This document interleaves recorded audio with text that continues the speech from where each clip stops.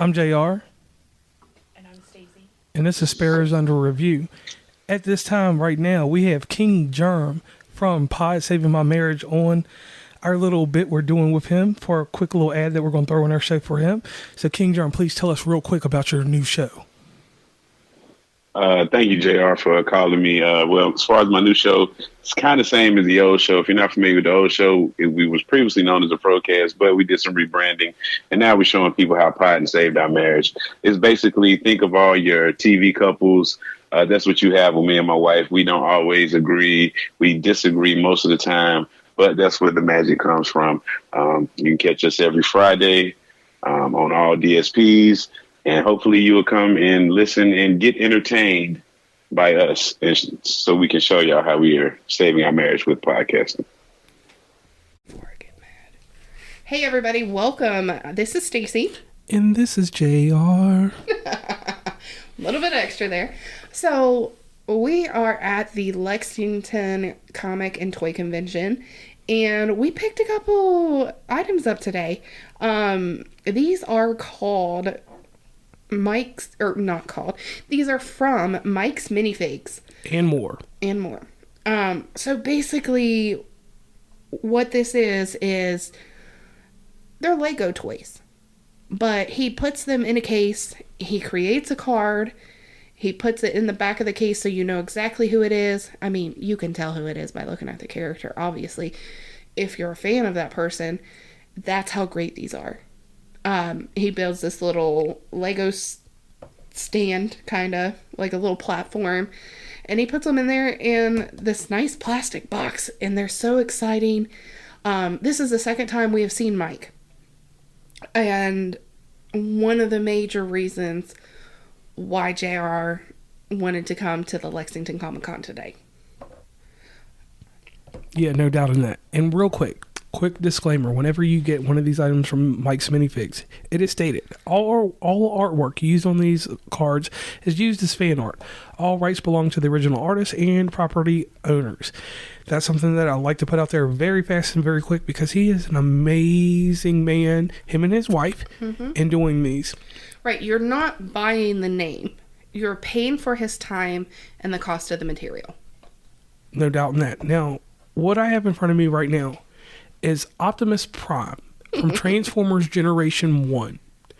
Now, there were all kinds of figures there that I could have got. There was the Tick, which I seen it, and I probably will picked it up first. Yeah, I did want the Tick, and I'll probably go back and get it. Or you can just order them from his amazing site at www.mikes, and that's with no apostrophe, minifigs.com. We will put that in the show notes as well. Yes.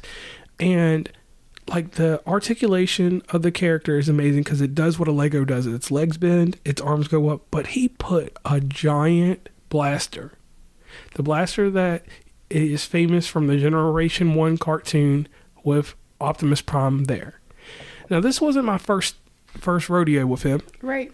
The very first item that I picked up of his that grabbed my amazement is a character that on my podcast, West Virginia Commonplace, is associated with me, Galactus. Mm-hmm. And when I seen Galactus was based on the Fantastic Four comic book. And then the next one I seen, because Moon Knight, as of last year, Moon Knight was the biggest comic book thing at that time. He had a Moon Knight, so I had to get that. And then my second character that is the herald to, I lost my thought, Galactus, Silver Surfer. And the Silver Surfer was metallic. You did get him, didn't you? Because he was metallic, because I wanted that. And then there was another toy, because I collect these things. There was a Silver Surfer toy that someone else had that had Harold the Duck in it. And I told him that the next time I seen him, I wanted him to make a Harold the Duck. He ended up making it, and somebody bought it before I could get it today. So the thing with me is that these are nostalgia, no matter how you look at it, because they do it from, in over 1,300 designs, they go from pop culture to anime. Mm-hmm. And they arrange them when you're there in such an order that it doesn't confuse you. Right. They don't just throw them on a table and expect you to figure out what's going on. Like, they had the professional wrestlers in one spot. They did, yep. Had some John Cena out there. They had the cartoons and video game characters meshed the way they needed to go. Right, that front table was horror movies. Yes. They even had the characters from Us. Yeah. And that was crazy there. Those are cool. And then the thing that kicked me for you animation buffs, there was Inuyasha, which is crazy. Death Note, which is something that we're learning more and more about. Forgive me for not knowing Death Note very well. But then we saw My Hero Academia, Demon Slayer. And everybody knows Demon Slayer is a big one. But then you move over to the corner near his wife, and she's got the Harry Potter. And then the biggest, and I mean the biggest TV show out right now. According to us, Yellowstone.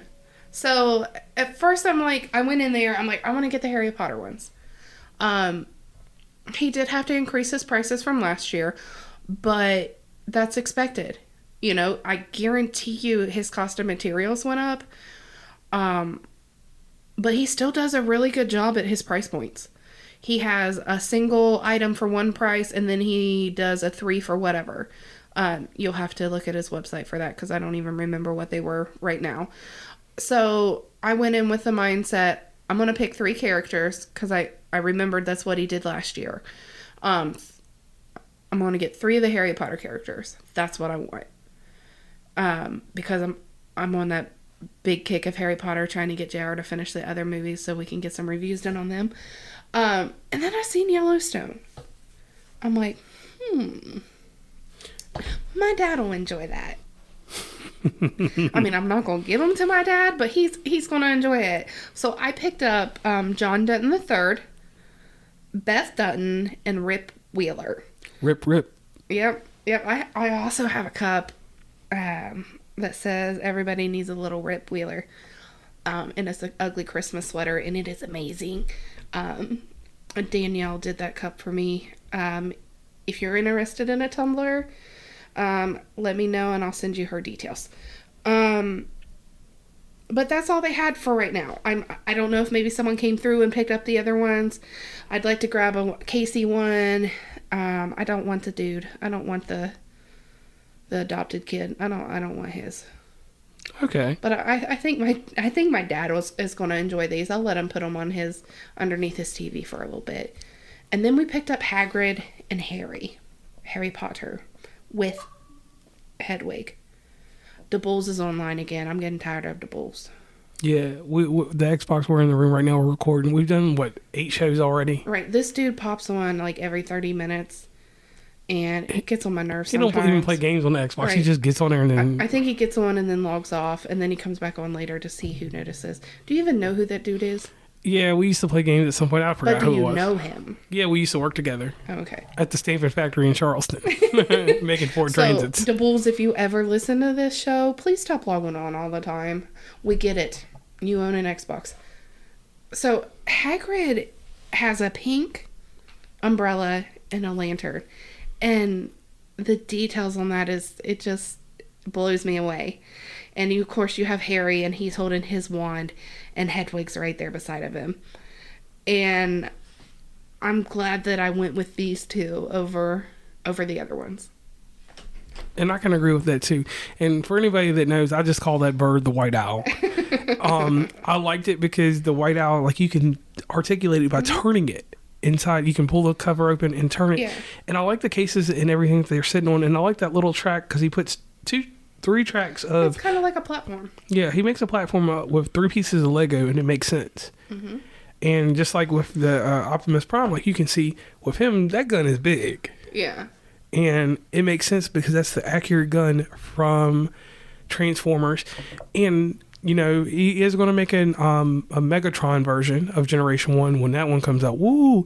And then shout out to my friend over there at Asteroid Droid, Brian, because Brian, I introduced him to Mike's Minifigs last year, and he bought a bunch of the Star Wars ones because their podcast is a Star Wars related podcast. Yeah.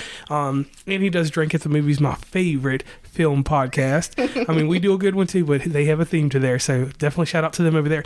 And it was just the overall atmosphere. I contacted them on Instagram. I hit them in the DMs. And I was like, where are y'all at? Right, because we went through a couple times looking for them, and we couldn't find them. We found these other...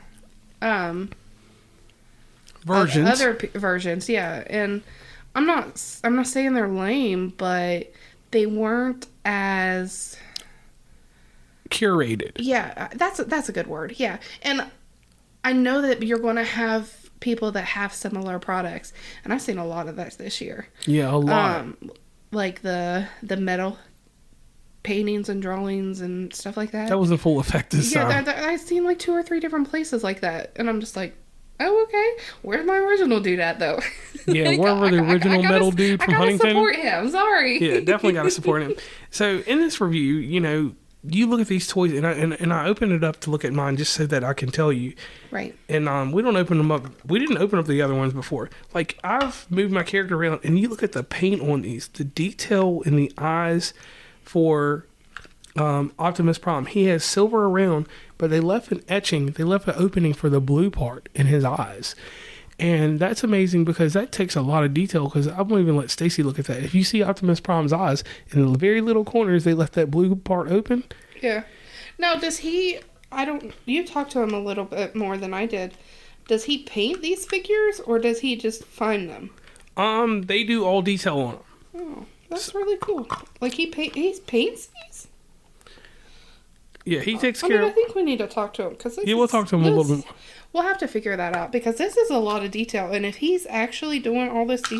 Oops, sorry. Sorry, guys, I'm playing with my toys. If he's actually doing all this details on this and only charging what he charges, then he's getting ripped off. Right. On that part. But I will say this, like, the detail in him he is... He could charge a little bit more, in my opinion, the if he's detail doing in all him that. is ridiculous, because down to the paint lines, like, you'd have to have a nice hand. Yeah. And even if he's not doing this, just the point of how much detail's in the character. Because if you look at... I mean, I'm looking at... But Optimus Prime's 5 of them right here. Optimus Prime's got the best detail because he's a transformer. Robots in disguise. Please don't get that close to the mic. I'm looking at Hagrid, and that's Hagrid. Like, if this card wasn't here, I could tell that as Hagrid. Yeah, and that's the thing. And this is our first toy review. So I'm just excited because, like I said, the detail in the arms move up and down like little Lego guys are supposed to, and the legs bend up so they can sit down if you decided to take them out for a picture or for a photo op. So do a short film with these characters. You could do something with all these characters. And like I said, the amazing part of just having such a wide span of characters. The difference in Huntington till now is that I almost want to say that there were more characters at Huntington than here. Maybe. But we got him late in the day because we couldn't find him. Right, and he had sold some of the characters because he only had 1-on-1, and I seen that he had some stacks. Like, I seen Chun-Li in the Street Fighters. He had like 4 Chun-Li's. Right, he had plenty of John Cena's and stuff like that. But the Blanca from Street Fighter, the green character with the orange hair, he was gone. There was Dowsum and Guile, but, you know, whatever. And it takes a lot of effort and commitment, especially on his wife's behalf, because I'm sure she helps him out a lot and with this.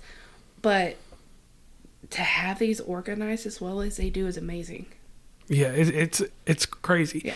And it's just something that I was just like, wow. Right. And if you are in the West Virginia Huntington area or are willing to make that drive, I'm pretty sure he is going to be at the Huntington Comic and Toy Convention whenever that pops up. In June. It's in June. It's in June. Okay. And he if you go visit his website, you can find out the other places he goes to, because he even goes to our neighboring city of Parkersburg. He did a show there in March. Yep.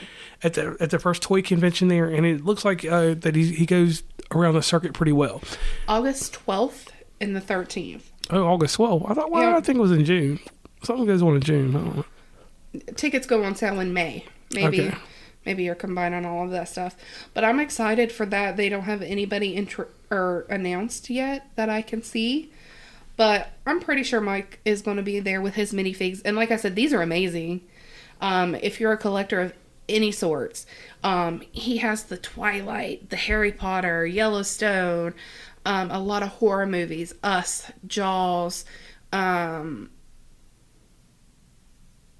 just it was so much. It was so much that you just can't. So much you can't sit there. And I mean, I even seen the Jetsons. Wrestling. Anything in pop culture. There was Bart Simpson with the skateboard. You didn't let me see The Simpsons. Oh, there was only Bart there. The other ones were gone because the way that he lines his toys up, he lines them up in 4s. And I knew that there were more Simpsons, but they were gone. And Bart was there, and I probably, like I said, you know, I have an obsession with The Simpsons. And, you know, we do have a day 2 going on with the shows, so definitely make sure you stay up on all that. Now, this is a joint venture between West Virginia and Commonplace and Sparrows Under Review. With this Lexington Comic-Con. So you listen across both platforms. Yep, you're going to hear details from our initial thoughts of what we thought it was going to be like to what we experienced and the overwhelmingness of what was going on there. It was crazy, but in a good way. I only felt overwhelmed once. I only felt like I wanted to snap once. You only felt kind of overwhelmed one time. And to me, that's a win, especially with me. Oh, yeah. definitely on that one. And so the amazing thing that's going to take place with this, since this is a collaborative effort, the day 2 stuff comes out on Sparrows Under Review. So you all will get that. You listen to West Virginia Commonplace for the first part. Mm-hmm. The second part finishes up on Sparrows Under Review. And to end this on a good note, because this was great. Yeah. I'm going to say I'm JR. And I'm Stacey, and we appreciate you taking the time to listen to Sparrows Under Review.